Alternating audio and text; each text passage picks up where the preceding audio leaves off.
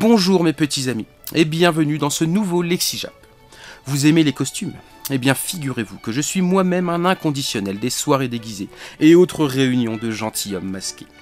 Et laissez-moi vous dire qu'aujourd'hui, le costume est de rigueur, car le mot que nous allons étudier ensemble est... cosplay. Le cosplay, ou cosplay, quand on le prononce à la japonaise, est la contraction de deux mots anglophones. Costume and playing. Oui, je parle anglais. Ce terme désigne donc l'action de se grimer en un personnage fictif, tiré d'un manga, d'un animé ou d'un jeu vidéo, et ce afin de lui ressembler le plus possible. Pour ce faire, il y a bien entendu les costumes, mais également les perruques, le maquillage, les accessoires, un peu comme quand vous enfilez les vêtements de votre maman pour... Bref, les personnes pratiquant le cosplay sont fort justement appelées cosplayers. Au Japon, le cosplay est une pratique relativement répandue chez certaines catégories de fans, et il n'est pas rare de voir des groupes de jeunes gens portant les tenues caractéristiques de leurs héros dans des lieux publics, où ils se réunissent fréquemment, comme c'est le cas à Harajuku. Vous savez, le fameux pont. Harajuku, le pont. En France, seule la pratique est légèrement différente dans son fond comme dans sa forme. En effet, on peut trouver bon nombre de cosplayers européens, mais ceux-ci privilégieront les conventions spécifiques pour s'y illustrer.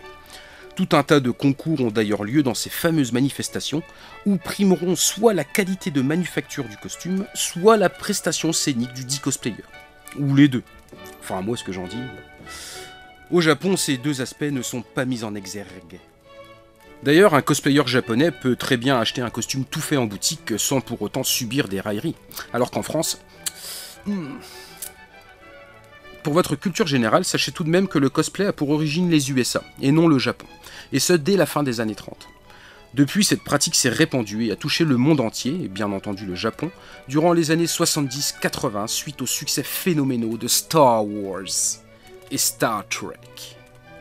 Le World Cosplay Summit, WCS, représente le nec plus ultra en matière de concours cosplay, malgré son règlement très strict. Et ce depuis 2003.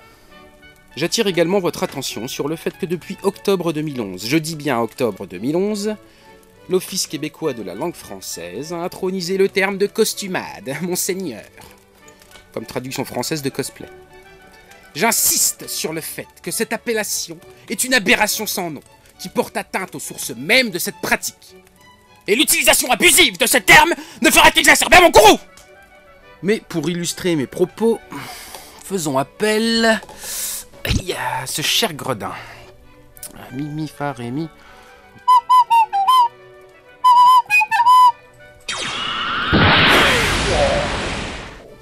Mais arrête! Il me saoule! Allez, au boulot! En résumé, cosplay est la contraction des mots anglais costume and playing. Il s'agit d'une pratique consistant à ressembler le plus possible à un personnage de fiction grâce à un costume, des perruques, du maquillage, des accessoires. De nombreux concours sont organisés dans les différentes conventions où peuvent être jugées qualité du costume et ou prestations. Voilà, j'espère que vous en savez désormais un peu plus sur le terme cosplay.